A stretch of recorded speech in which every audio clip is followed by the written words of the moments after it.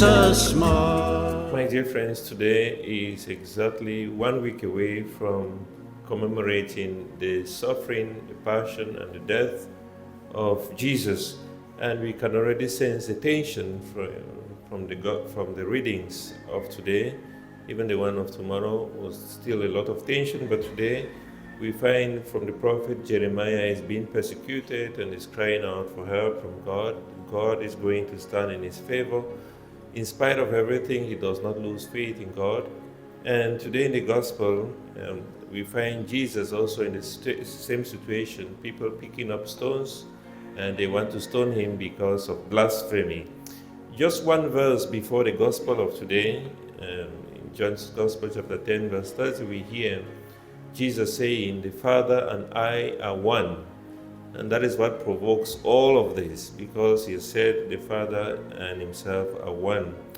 And one thing that Jesus knows is that his death is not going to come through stoning.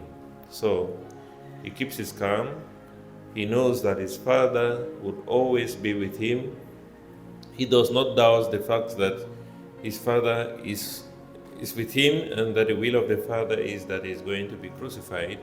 So, and he doesn't stand to defend himself against these people. One thing again about the scribes and the Pharisees who want to stone Jesus and the leaders of the elders of the Jewish people is that the presumption is that God is up there, far away from us. And how can Jesus say that, he's only human? That's the answer they give to Jesus. You are only human and yet you claim to be God. And that just presumes that their image of God is a God that is very far, a God that is unapproachable, a God that is very superior to us, and of course God is superior to us, but at the same time, God is one with us. God is one with us. God has never left us. And Jesus, of course, is God made man, God amongst them. That is something they cannot understand, they can never grasp. They can't come to terms with that Jesus, whom they see, is human, but is also God. He had existed before time began. He was there at the beginning of creation. That is why even he talks yesterday in the gospel about before Abraham was, I am. That he is God from the very beginning. The beginning of John's gospel says, in the beginning was the Word was with God, and the Word was God. So he had existed right from time, but this is something that the authorities cannot grasp. But Jesus asked them the question, and I think this is what we go through most of the time in life, that I've been doing all these great things. I've been doing all these signs, all the good works. For which of these do you want to stone me? They said, no, we don't want to stone you for what you do, but for blasphemy. And in fact, it is true that Jesus, I always say this, that the reason why Jesus went through what he went through was because he wanted to teach us how to be truly human. That in spite of the great things we do, just like Jesus saying, I'm doing all these things, so which of these do you want to stone me? There are times we do a lot of good things and yet we still get betrayed.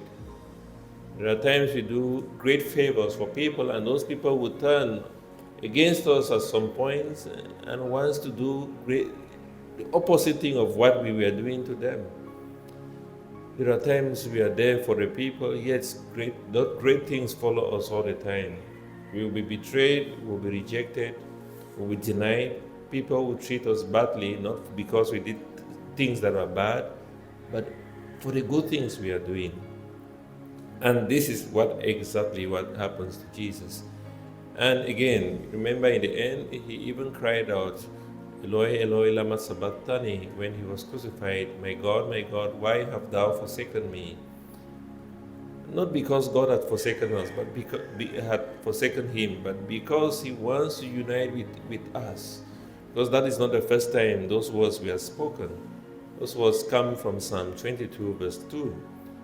When the people of Israel, in their suffering, they were crying out, my God, why have thou forsaken us?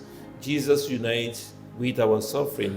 He unites with our rejection, with the fact that we feel at times the absence of the Father in our lives because of the things happening with us. But He assures us through the gospel we read that He had great courage in doing what He was doing, and that in fact, even when they tried to stone Him, He still continued doing what He was doing because He knew what He was doing was the will of the Father.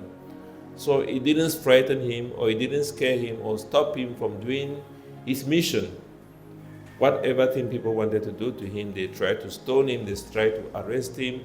You would expect that He's going to escape and hide Himself. No, He did not do that. He continued the will of the Father because He was focused on the Father.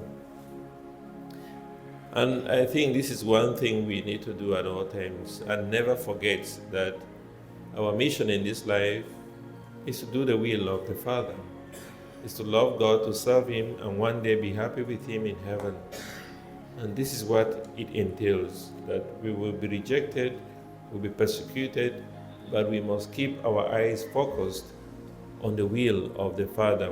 What is it that God wants of my life should be the focus of everything that we do.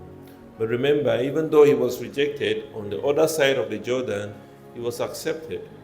People sat at His feet, listened to Him, and believed in Him.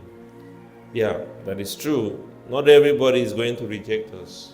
There are people who are going to believe in us. There are people who are going to accept what we do. There are people who would see us as models for true life. Think about those people, not about the people who are doing really bad things to you, and then you say, no, I'm not going to do this thing again. I'm shy away from what you are doing because of these few people who are rejecting you. Think about those people who look up to you. Think about those people who see you as models. And that should be the incentive for continuing to do the right thing when it's favorable and when it's not favorable. And therefore, let us ask God during this Eucharistic celebration for the courage, for the strength, and for the faith to have our eyes focused on Jesus at all times, to focus on the mission that we have in this life, which is to serve God, to love Him, and to be one day united with Him, to be focused on that, and not let people's prejudice deprive us or take us away from that. And let us continue to ask God through the intercession of our Blessed Mother, that we may remain focused on God at all times. Kiss us, Mother, kiss your children. Bring God's blessings from above. With your mantle blue enfold us in your gentle holy love. See the darkness dissipating, hear the trumpet echoing, Satan's rage